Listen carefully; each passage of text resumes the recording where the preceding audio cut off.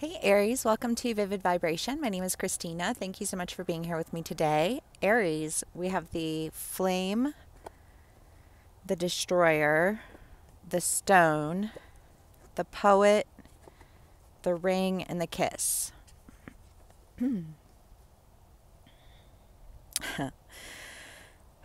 Aries, I'm going to start with the ring and the stone because the ring is the idea of like never ending, never beginning, right?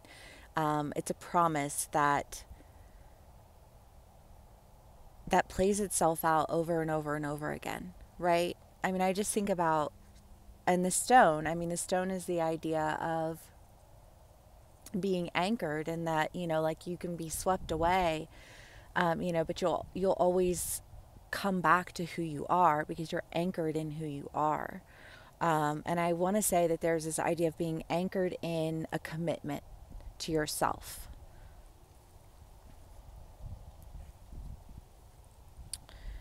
That is requiring you to, the destroyer is a very aggressive card. I don't feel aggressive. Like I don't feel an aggressive energy.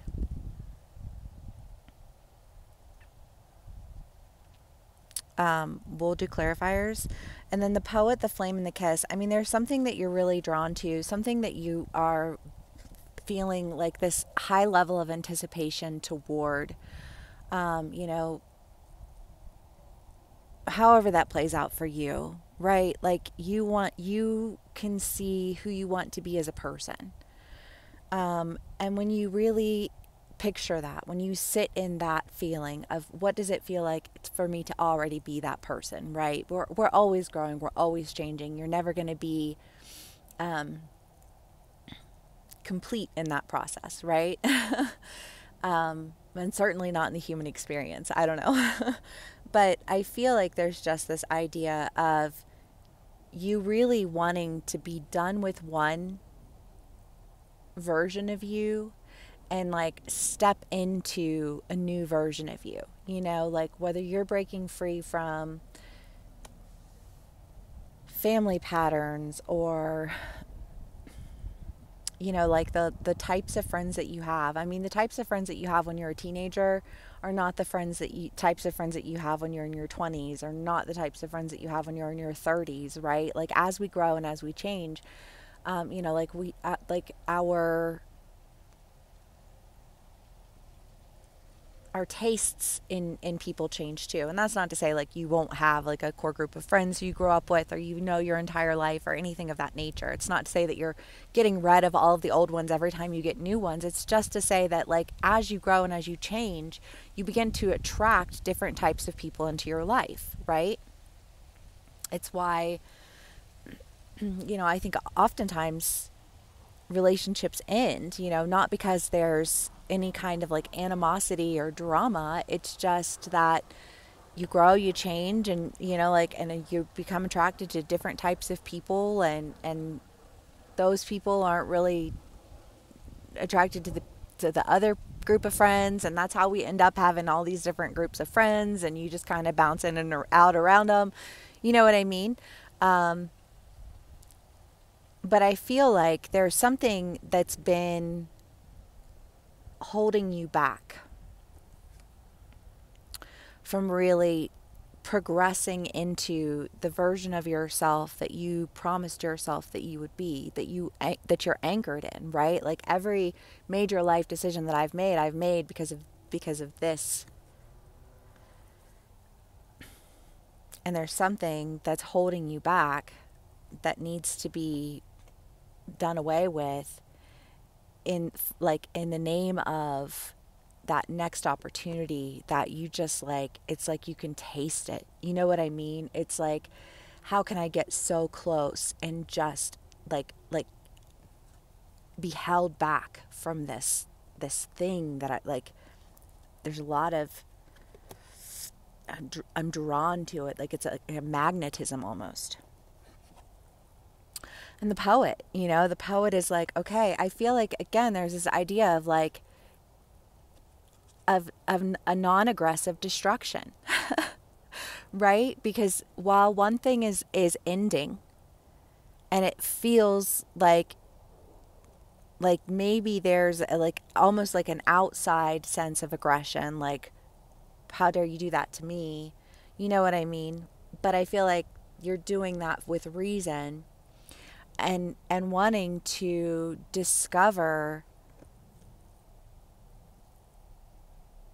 all that there is to discover in the version of you that you have promised yourself that you would become, right? I love the poet because, I mean, listen, my degree's in literature. I studied poetry. I love poetry. But good poetry is heart-wrenchingly just like explores the depth of emotion, and people who live on the surface cannot handle depth of emotion and you know, like the nitty-gritty and the raw like experience of humanity. But that is where you will find some of the most amazing, beautiful poetry.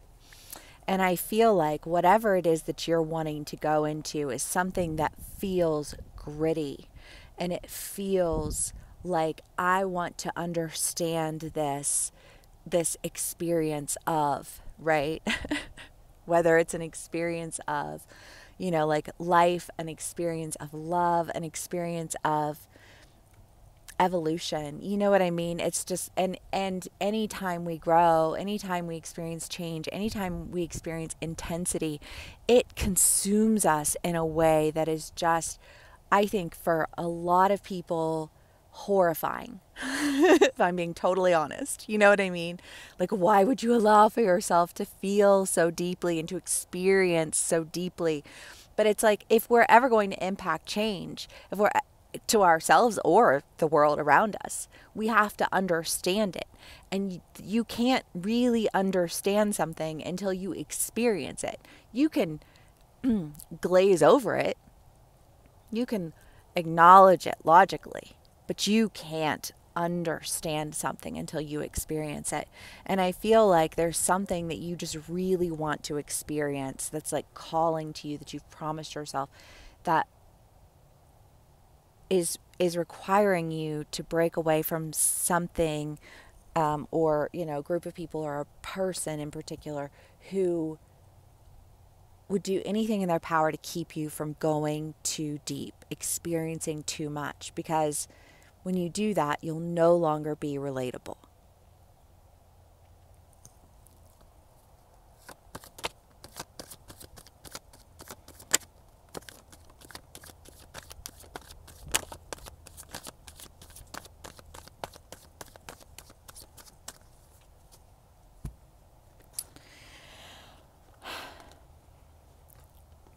And I think that there's a general awareness that's being experienced of Aries is doing this, and that means that they're walking away. You're walking away from something, Aries. You're turning your back on something in a way that makes that person feel like you've just stabbed them in the back. But again, it's a you or me energy, right? Because when you prevent me from diving as deep into my life experience as I desire to go, then you have stabbed me in the back because you put your desires over mine, and this is my life. That is the level that feels. And this awareness and this decision that like this is your life, Aries. And if you want to experience it, and Aries are intense as fuck. I love me some Aries. You know what I mean? But it's like you guys pull no punches, and you will never be stopped. You know, like you will go as fast as you can and as far as you can and as deep as you can and as hard as you can. You know what I mean?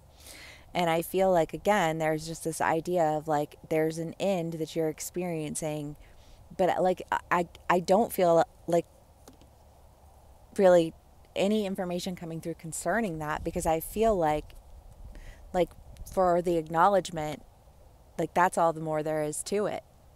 You're off. You're on to like deeper, broader, bigger, more whole experiences. You don't want to live on the surface. And you had fun skating on the surface. That was great. But I'm sorry. You know? Like that's what that feels like.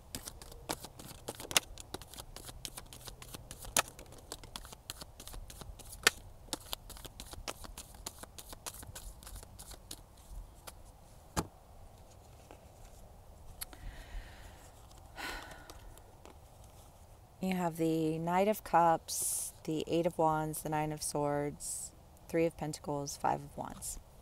Yeah, again, just this, like I'm tired of feeling like I'm missing out.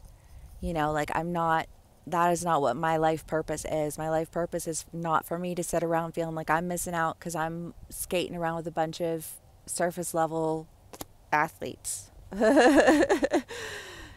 And I know that I've been a little bit afraid to really go for what I want to go for, but I've been working on myself so that I could overcome my fear, because Aries does not, I feel like any fear that an Aries experiences, because people are motivated differently by fear, right? Some people are afraid and they will hesitate. Some people are afraid and they will avoid entirely. Some people are afraid and they're like, fuck it, I'm gonna do it faster. You're the rip the band-aid off. You're like the jump off the cliff. I'm not gonna stand here and think about it. I'm not gonna stand here and let my fear dictate my experience. I'm gonna use that fear as that motivation to like go. And making that decision. Because whatever it is that you're drawn to, it just feels consuming and it feels massive. Like it'll touch every part of your soul. It's like a sense of like a baptism almost,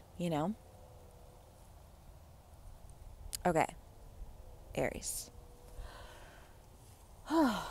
Oof. This is an intense read.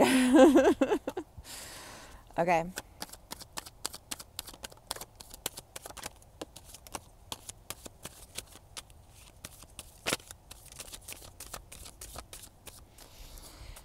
The Death and the Seven of Swords.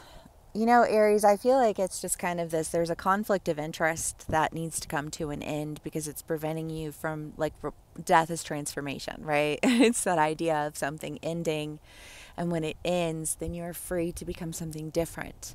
You're transitioning from one experience to another. That's the whole concept behind death, is that like your soul transitions from like, it's the end of the human experience and you're stepping into a spiritual experience, right? Or like so we assume.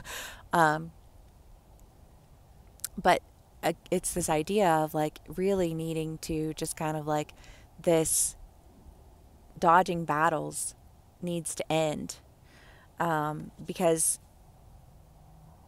it's preventing you. It's taking all of your attention, it's taking all of your energy, and it's preventing you from actually doing the very thing that you have promised yourself that you want to do. Again, it's like this, I'm sorry, I can't skate on the surface. Roses are red and violets are blue just ain't gonna cut it for me. You know what I mean? Like, give me Byron, give me, like anything but that. You know what I mean? Like,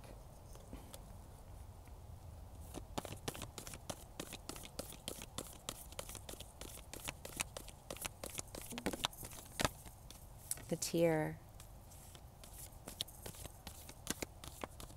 Yeah, I do think that there's an element of sadness.